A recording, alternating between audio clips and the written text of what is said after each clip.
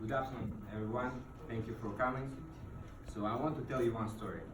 Last week, I dropped my colleague Zizi at the airport, and I wish her a safe flight. No, wait, bro. Safe flight? You have a safe drive back, okay? Because you know what? 1 in 600 automobiles crash, whereas the odds of airplane crash is 1 in 11 billion. So obviously, that's not only one problem that we face by driving cars. So if you live in the big city, I'm guessing you are familiar to this photo. You know, every year our cars get better, safer, we build highways, but unfortunately there is no end to traffic jam. So I never thought how traffic congestion negatively affect on our economy. So we found out one interesting fact, that traffic congestion costs Americans approximately 124 billion in lost productivity. So obviously that is a huge problem. And people tried a lot to solve this problem. So now let's look at the current solution. We have to allow the solutions to solve this problem and things it happens for decades. But frankly, all the solutions we have follows two principles.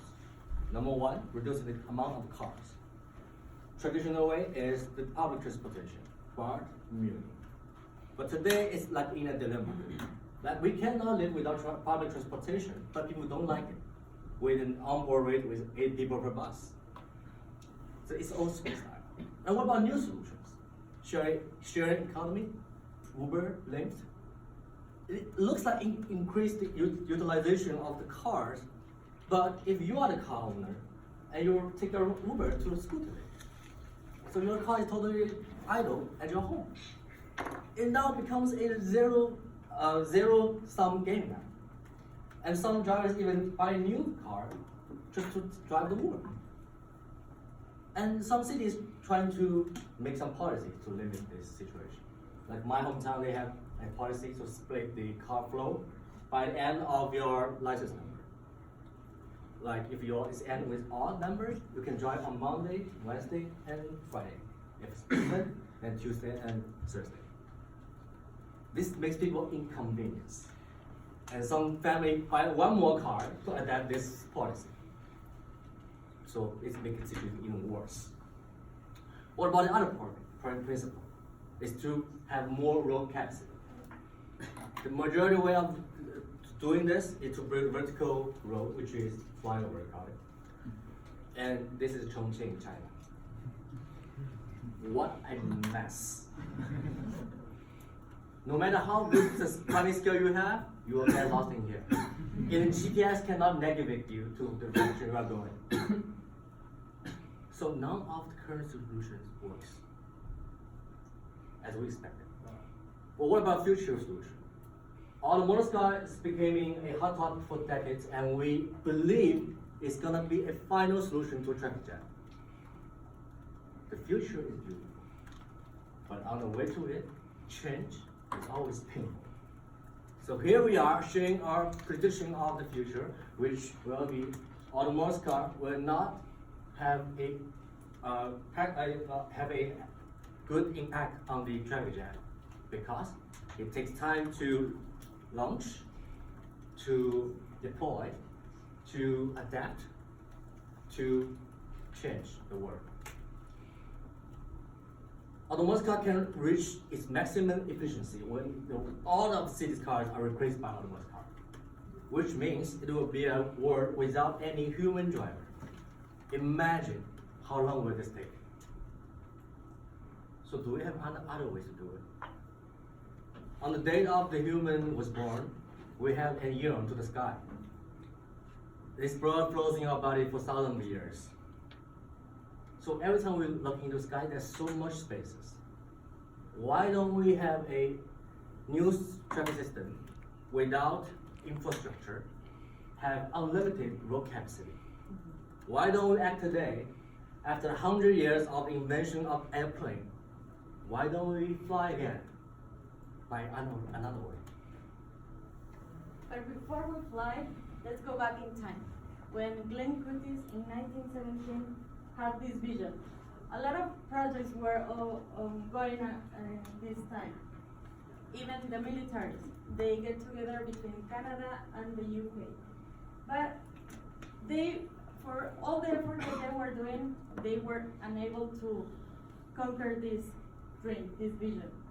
Was because mainly they were ahead of their time and they didn't have the enabled technology and not the infrastructure. And also a well-known family, probably you will know this one. The Jetson family. They took us into the future in the 60s. But come on guys, we are 1920 and we have not accomplished it. Are we there yet?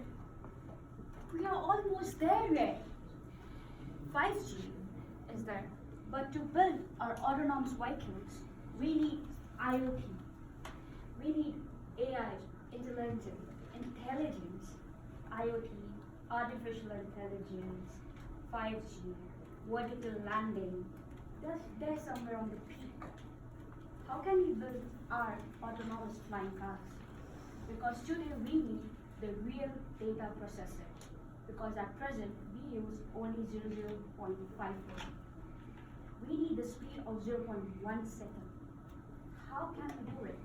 The answer lies in the 6G. 6G will help us to unleash the new future of artificial intelligence and IoT to build our autonomous flying cars. Why? 6G is very, very important. You might be thinking that, why is it important? It's a flying car, right?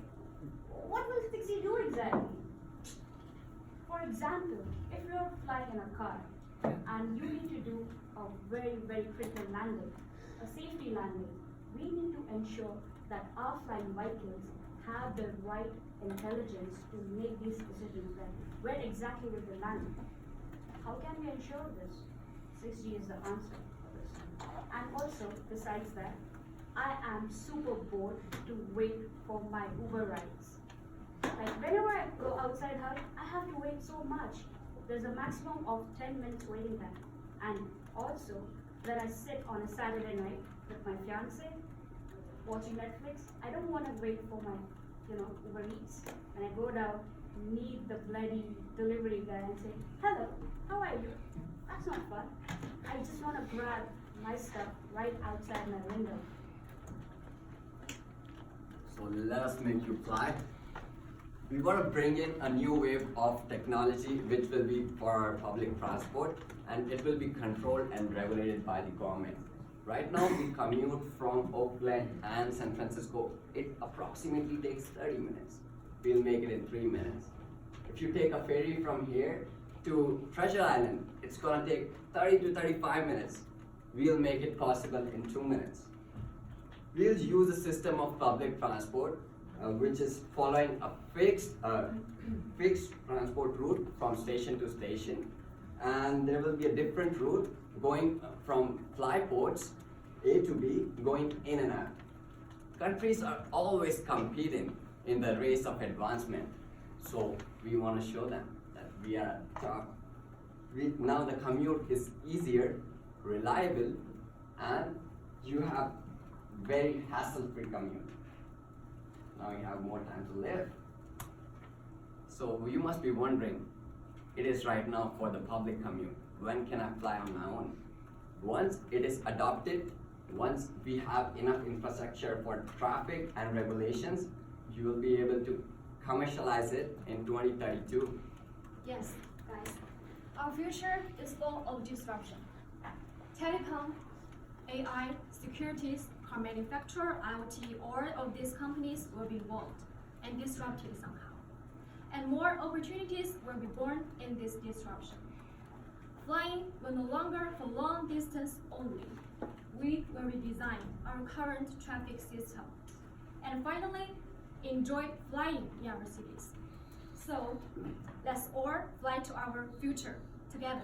谢谢。谢谢。